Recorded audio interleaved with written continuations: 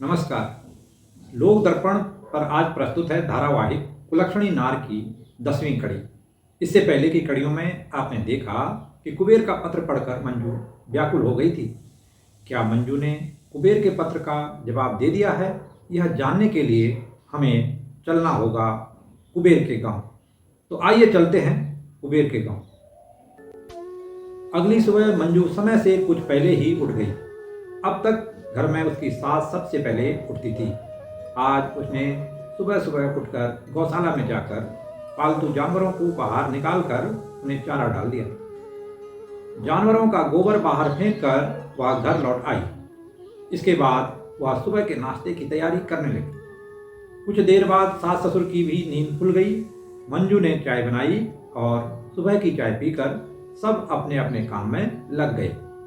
मंजू और दिनों की अपेक्षा आज अपने काम को बड़ी तसल्ली से कर रही थी।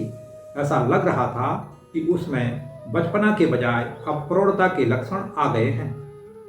एक रात में ही बहू के व्यवहार में ऐसा परिवर्तन देखकर सास ससुर भी अचंभित थे। इधर रबी की फसल की बुआई का समय था। नाश्ता करने के बाद मंजू के सास ससुर बैलों की जोड़ी और हल लेकर खेत जोतने के लिए जाने लगे। मंजू कभी भी सास ससुर के साथ खेतों में नहीं गई थी। वह घर के काम देखती और सास ससुर यह सब काम देखते थे। आज उसने भी सास से उनके साथ खेत में चलने की जिद की। सास बोली, नहीं बहू, अभी तुम्हारी शादी को 2 माह भी नहीं हुए। अभी से खेत में काम करेगी तो दुनिया कहेगी, देखो अभी से नई बहू को घर से बाहर काम पर भेज दिया। यह कहकर वे दोनों खेतों की ओर चले गए। मंजू ने जल्दी जल्दी घर का काम निपटा लिया। इसके बाद उसने एक बार फिर कुबेर का पत्र निकाला और उसे पढ़ने लगी। मंजू को रात भर में जितना रोना था वह रो चुकी थी। अब दिन में उसे रोते हुए कोई देख न ले, इससे उसकी पोल खुल जाएगी। इसलिए उसने कल के पत्र सहित जो भी पत्र उसे कुबेर के द्वारा भेजे गए थे उन्हें फाड़कर चूल्हे की आग के हवाले कर दिया। अब उसने दृढ़ निश्चय कर लिया कि मैं न तो किसी को कुबेर द्वारा कल के पत्र में लिखी बात बताऊंगी और न कुबेर के लिए उसका दूसरा पत्र आने तक कोई पत्र ही भेजूंगी। नारी का स्वभाव प्रकृति ने कुछ ऐसा ही बनाया है। नारी के हृदय को समझना संसार का सबसे जटिल काम है। नारी से उसके हृदय में छिपे राज को तब तक कोई मालूम नहीं कर सकता जब तक वह उस बात को राज रहने देना चाहती है। मंजू भी इस विलक्षण प्रतिभा की धनी थी। उसे यह मालूम था कि कोई भी पुरुष ज़्यादा दिन तक अपने स्त्री से नाराज नहीं रह सकता। वह सोचने लगी, 2-4 महीने में तो कुबेर को मेरी याद आएगी। तब तक उसका गुस्सा शांत नहीं तो कुछ कम तो हो ही जाएगा। क्या पता इस बीच उन्हें मेरी ज़्यादा ही याद आ गई तो वह चिट्ठी लेकर घर भी आ सकते हैं। घर आ जाएंगे तो उन्हें अपने प्रेम पास में ऐसे जकड़ूंगी कि मियाँ सब कुछ भूल जाएंगे। हाँ, तब तक सास ससुर की सेवा करके उनका दिल जीत लेती हूँ। इसी सोच में उसने झटपट चाय बनाई और चाय की केतली लेकर सास ससुर के पास खेत की ओर चल पड़ी। खेत में काशीराम और नंदुली कुछ देर पहले बहू की ही बात कर रहे थे। काशीराम ने नंदुली से कहा, कुबेर की इजा एक बात पूछूं? नंदुली बोली, हाँ हाँ जरूर पूछो कुबेर के बाजू। काशीराम बोला, कल हमारे कुबेर की ओर से बहू के लिए चिट्ठी आई थी। उसके बाद तो बहू बड़ी समझदारी से काम कर रही है। जरूर उसने बहू को समझाया होगा कि उसके बूढ़े माँ बाप की अच्छी तरह देखभाल करना। तूने देखा होगा आज बहू ने पहली बार तुझसे पहले उठकर गौशाला और रसोई का सारा काम संभाल लिया था। नंदुली बोली, हाँ सही कहते हो कुबेर के बाजू, मुझे भी ऐसा ही कुछ लगता है। कुबेर ने जरूर बहू को समझाया होगा, नहीं तो आजकल की बहुएं कहाँ सास ससुर की सेवा करते हैं।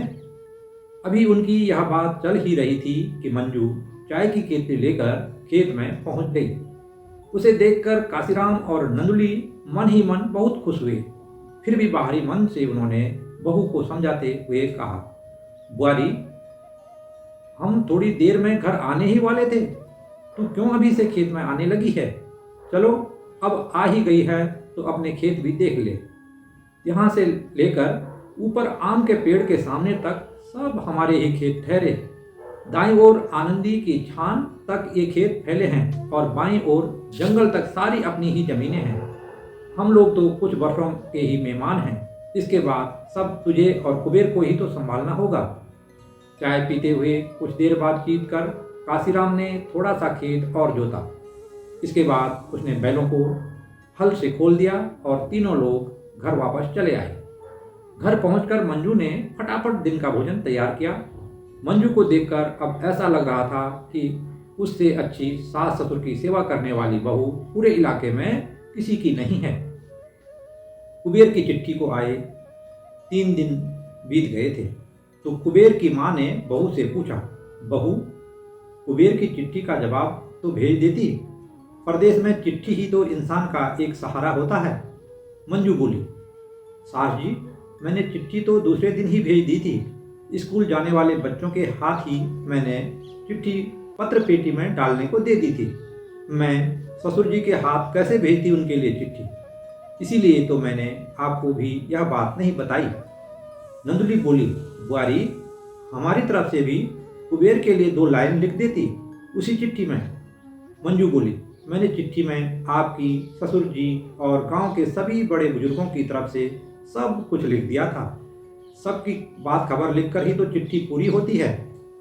नंदुली को मंजू की बातों पर पूरा यकीन हो गया तो वह बोली, ठीक है बहू, तू पढ़ी लिखी है, हम लोग तो ज़्यादा कुछ जानते नहीं हैं, बस चिट्ठी को जैसा कोई पढ़कर सुना देता है वही सही समझ लेते हैं।